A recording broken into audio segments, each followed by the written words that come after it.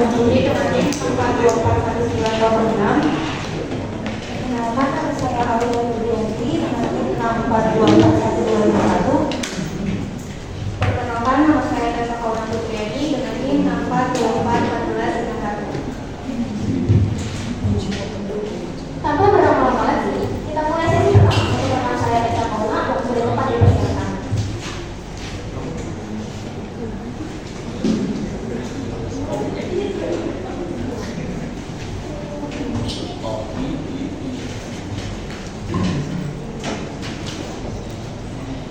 Baik, di sini ada definisi dari surat berharga. Surat berharga adalah surat-surat yang memberikan hak terbatas pada pemilihnya saja untuk memperoleh hak yang tercantum dalam surat tersebut.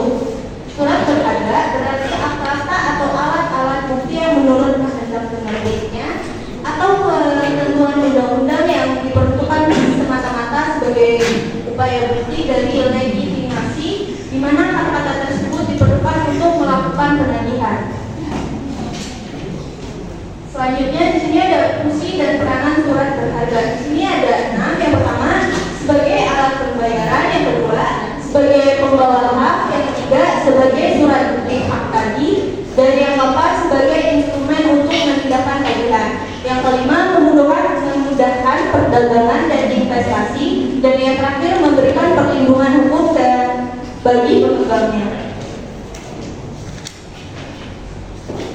Di sini ada definisi dari penilaian.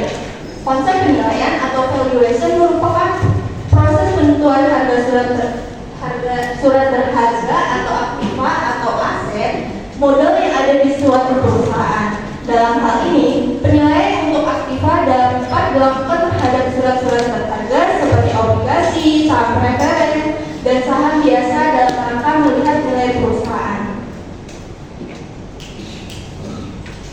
Di sini ada jenis-jenis surat berharga. Yang pertama ada reversal, yang kedua surat sanggup atau promise, yang ketiga cek, yang keempat kwitansi dan promise atas unjuk, yang kelima bureau, yang keenam commercial paper, yang ketujuh surat utang negara, dan yang kedelapan surat sekuritas, yang kesembilan obligasi, dan yang terakhir saham.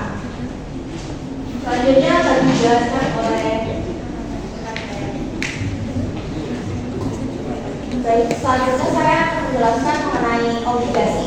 Obligasi atau bonds adalah surat tanda berhutang atau promissory note jangka panjang atau lebih dari 1 tahun yang dikeluarkan oleh suatu perusahaan ataupun oleh pemerintah.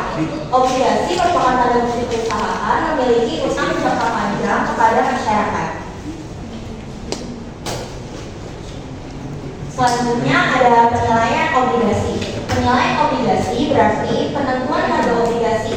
Adapun yang dimaksud dengan nilai obligasi adalah nilai sekarang atau present value dari tingkat suku bunga yang akan diterima yang ditambah dengan nilai par atau nilai jatuh tempo obligasi yang bersangkutan. Ada 3 elemen penting dalam penilaian obligasi, yaitu yang pertama jumlah dan waktu dari arus kas yang akan diterima investor. Yang kedua, tanggal jatuh tempo obligasi, dan yang ketiga ada tingkat pengembalian yang diinginkan investor. Selanjutnya ada proses penilaian obligasi. Secara garis besar ada 3 tahapan utama dalam suatu proses penilaian obligasi, yaitu yang pertama mengestimasi expected cash flow dari obligasi. Yang kedua menentukan tingkat keuntungan yang tepat, yang kemudian menentukan tingkat keuntungan yang tepat. Yang ketiga, menghitung nilai sekarang dari arus kas yang diharapkan. Selanjutnya adalah arus kas obligasi yang akan dijelaskan kembali oleh rekan saya, Tessa. Baik, di sini saya akan menjelaskan tentang arus kas obligasi. Arus kas itu terdiri atas 2. Yang pertama pembayaran kupon periodik, dan yang kedua pembayaran kembali pokok obligasi saat jatuh tempo. Jadi pembayaran kupon periodik ini ada contohnya yang pertama.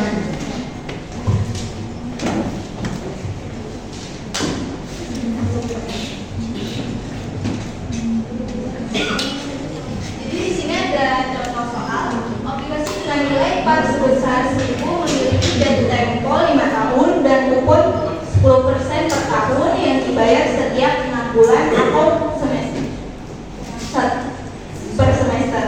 Berdasarkan ilustrasi tersebut, maka besarnya kupon yang diterima oleh pemegang obligasi pada setiap semesternya adalah.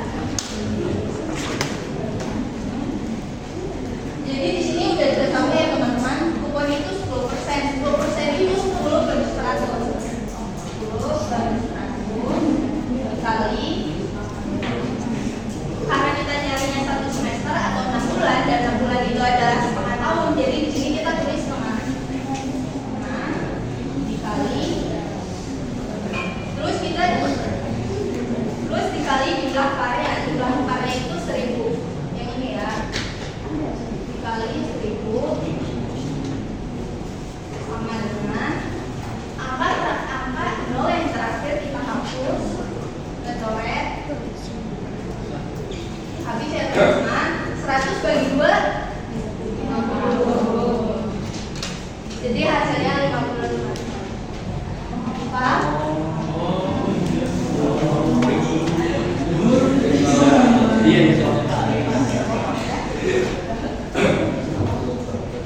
Selanjutnya ini adalah pembayaran kembali pokok obligasi saat jatuh tempo. Jadi apabila harga obligasi lebih kecil daripada nilai nominalnya, maka pemegang obligasi akan menerima diskon atau bisa yield. Sebaliknya, jika harga obligasi lebih besar daripada nilai nominalnya, maka pemegang obligasi akan menerima premium atau yield. Selanjutnya akan dilanjutkan oleh rekan saya. Oke, baik. Selanjutnya saya akan menjelaskan mengenai saham. Saham adalah surat berharga yang merupakan tanda kepemilikan seseorang atau badan terhadap suatu perusahaan. Pengertian saham ini artinya adalah surat berharga yang dikeluarkan oleh sebuah perusahaan yang berbentuk perseorangan terbatas atau PT, atau yang biasa disebut dengan emiten. Selanjutnya ada jenis saham berdasarkan hak kepemilikannya yang akan dijelaskan oleh rekan saya Ayu. Baik teman-teman, di sini ada jenis saham berdasarkan hak kepemilikannya. Yang pertama ada saham biasa atau saham stok. Saham biasa merupakan jenis efek yang paling sering dipergunakan oleh emiten untuk memperoleh dana dari masyarakat dan juga merupakan jenis yang paling populer di pasar modal. Terus yang kedua ada saham preferen, yaitu preferred stock, yang artinya jenis saham yang memiliki hak terlebih dahulu untuk menerima laba dan memiliki hak laba kumulatif. Terus di sini ada perbedaan juga saham biasa dan saham preferen. Yang pertama adalah pemegang saham biasanya mendapatkan hak untuk memiliki direksi dan kebijakan tertentu, sedangkan pemegang saham preferen tidak demikian kecuali dalam situasi tertentu.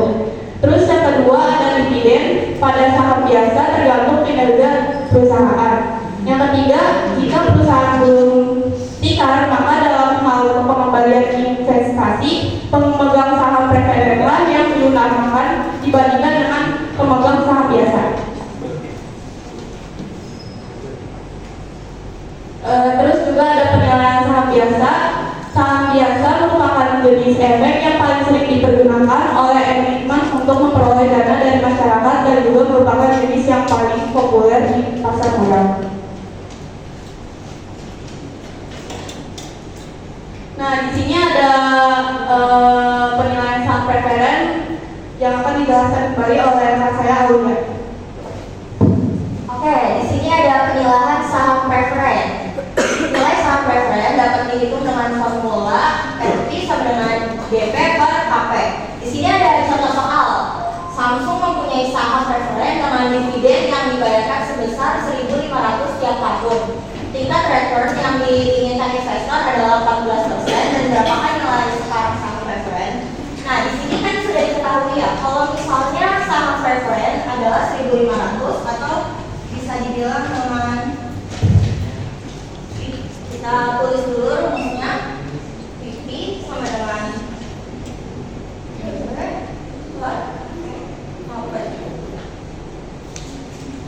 nah, di sini kita udah tahu kalau DP atau dividen saham preferennya adalah 1.500 dibagi KP-nya, tingkat pengembalian yang disyaratkan.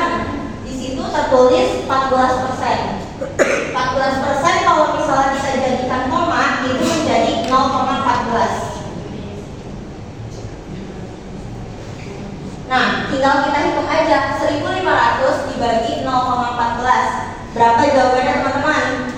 Ayo coba hitung bareng-bareng. Ayo berapa? Apa ya?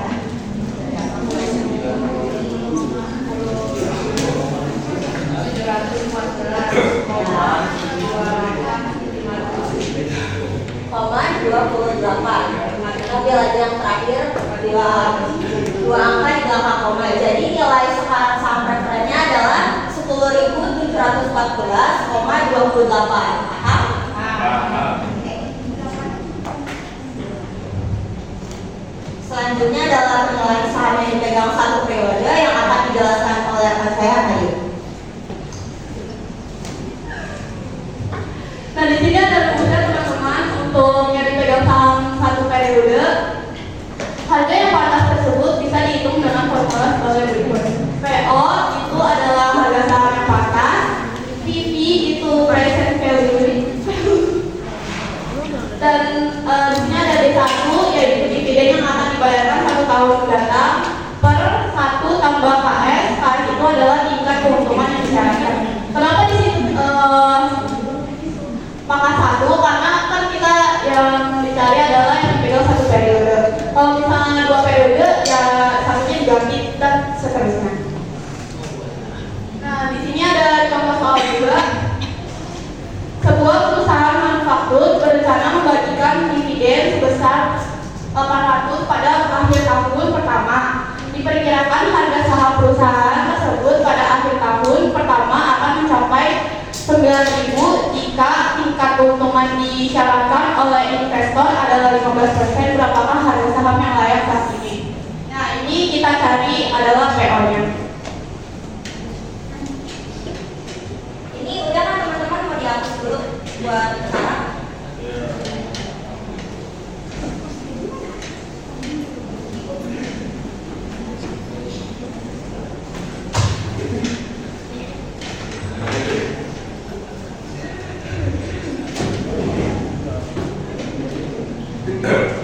Nah, di sini kita ditulis dulu diketahui.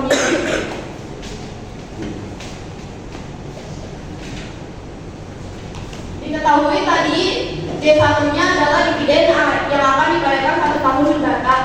Nah, dividennya itu adalah 800, kan di situ ditulisin juga sebuah perusahaan manufaktur berencana membagikan dividen sebesar 800 pada akhir tahun pertama. Jadi di sini D1-nya adalah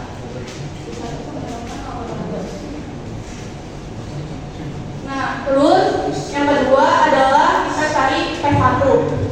P1-nya itu di situ adalah yang akan mencapai sebesar 9.000 jika tingkat keuntungan. Jadi P1-nya adalah dan yang terakhir adalah kita cari KS. KS-nya yaitu 15%.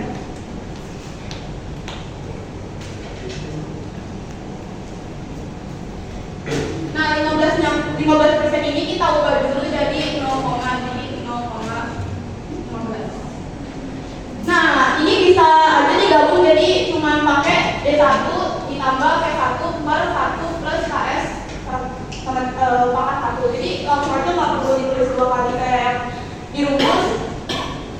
Ingatnya adalah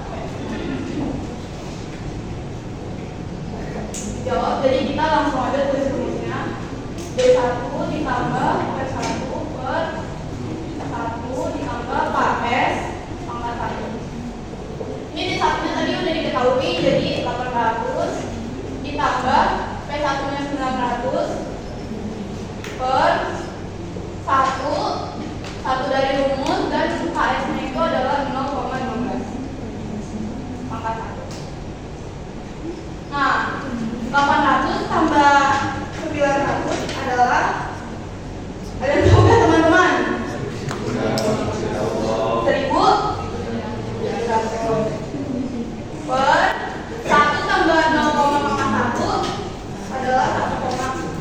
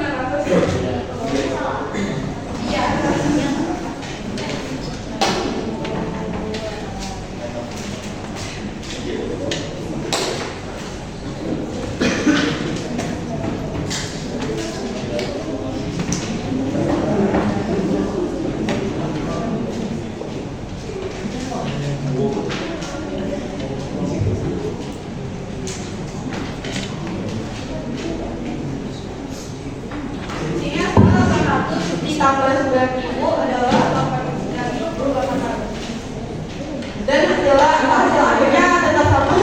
Kalau dan juga 8.521,74. Terima kasih.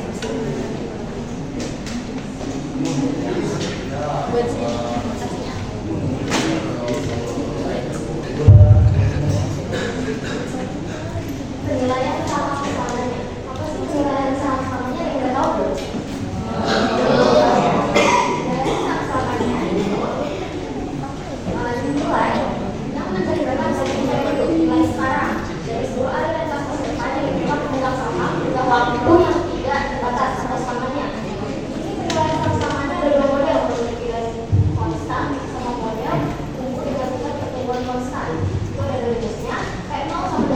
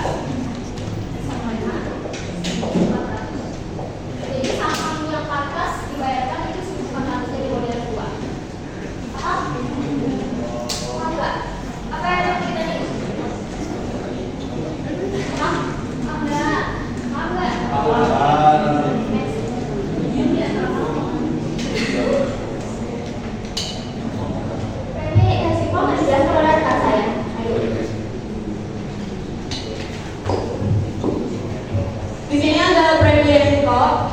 Dalam teori manajemen keuangan, tingkat keuntungan atau imbal hasil yang diharapkan investor tidak hanya mempengaruhi oleh tingkat pengembalian bebas risiko, tetapi juga oleh berbagai risiko tambahan yang melekat pada suatu investasi. Risiko-risiko tersebut menuntut adanya kompensasi berupa premi risiko, sehingga semakin besar risiko yang ditanggung maka semakin tinggi pula tingkat keuntungan yang dibicarakan. Selanjutnya akan dilanjutkan lagi dengan tempat saya. Termasuk faktor yang mempengaruhi kepemilikan saham dan pemilihan metode menilai investasi saham. Faktor internal dari namanya ini internal itu di dalam, berarti faktor yang datang dari dalam perusahaan. Contohnya seperti perkembangan harga, ekspansi siku modal, mampu labaan perusahaan, pertumbuhan keuangan, dan kebijakan dividen. Dan faktor eksternal itu faktor yang kebalikannya dari faktor internal, itu faktor yang berasal dari luar perusahaan, yang berhubungan dengan kebijakan perekonomian suatu negara, seperti inflasi, suku bunga, pertumbuhan tukar, dan kebijakan pemerintah. Ini ada metode-metodenya. Metode-metode ini berhubungan dengan nilai intrinsik saham. Nilai intrinsik saham itu nilai yang harus dimiliki oleh suatu saham. Jadi suatu saham itu harus punya nilai intrinsiknya. Nah, di sini untuk menentukan nilai intrinsik kita bisa menghitung dengan metode-metode ini. Jadi ada price to book value, yaitu perbandingan antara harga pasar dan nilai buku saham. Ini ada price earning ratio. Price earning ratio adalah rasio yang sering digunakan oleh para analisis saham untuk menilai harga saham. Dan ini ada discount cash flow. Analisis discount cash flow merupakan analisis hubungan dengan pendapatan atau keuntungan yang ditimbulkan karena adanya pembelanjaan dan atau investasi memperhitungkan nilai waktu dari uang dan interest rate. Seperti yang dijelaskan sama kelompok yang sebelumnya, itu nilai waktu dari uang yaitu hubungan dengan discount cash flow. Dan yang terakhir ada dividen discount model. Dividen discount model yang merupakan metode dengan menggunakan dividen sebagai dasar model analisisnya. Any questions?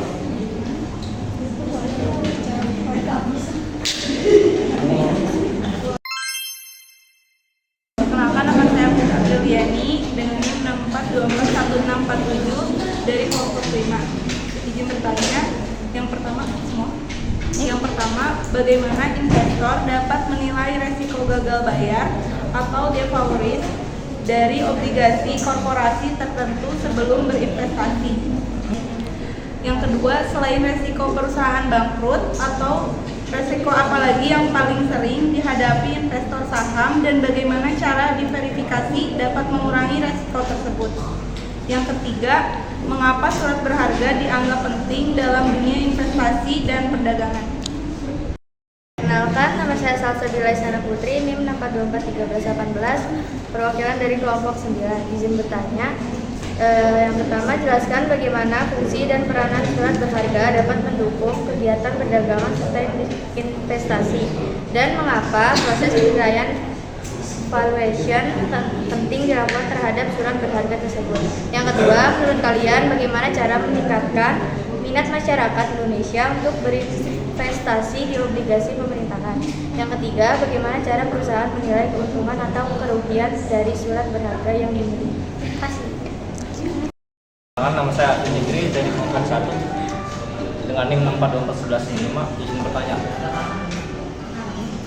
jika kalian punya uang 10 juta dan diinvestasikan misalnya di saham BBCA, apakah uang 10 juta tersebut bisa berkembang atau tidak? Jelaskan. Terima kasih.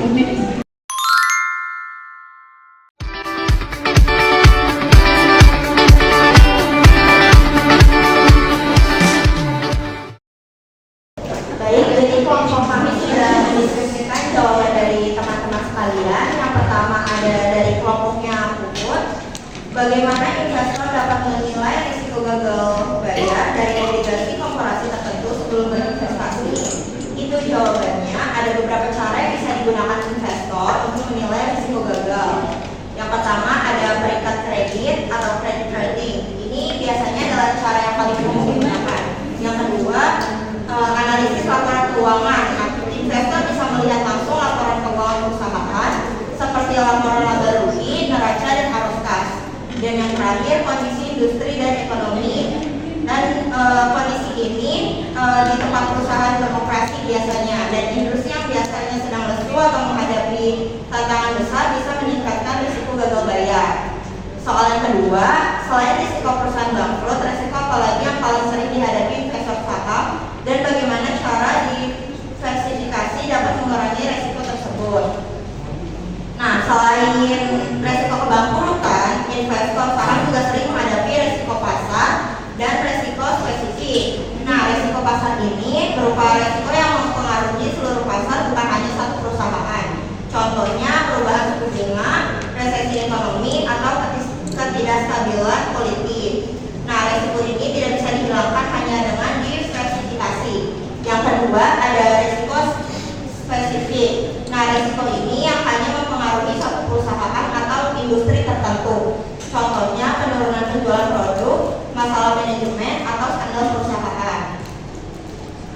Nah, selanjutnya ada pertanyaan ketiga, mengapa surat berharga dianggap penting dalam dunia investasi dan perdagangan? Nah, jawabannya pertama, karena surat pendanaan atau surat berharga seperti saham dan obligasi memungkinkan perusahaan dan pemerintah untuk mengumpulkan dana besar dari publik untuk membiayai proyek atau operasional mereka. Yang kedua, dianggap penting sebagai alat investasi. Nah, bagi investor, surat berharga adalah cara untuk menumbuhkan kekayaan dengan cara membeli saham. Yang ketiga, ada fasilitator perdagangan. Nah, surat berharga memfasilitasi perdagangan yang efisien dan transparan di pasar modal. Dan yang terakhir ada indikator ekonomi. Harga dan volume perdagangan surat berharga seringkali menjadi cerminan dari kondisi ekonomi suatu negara atau kinerja suatu sektor industri. Apakah sudah mengerti kelompok pupuk? Terima kasih.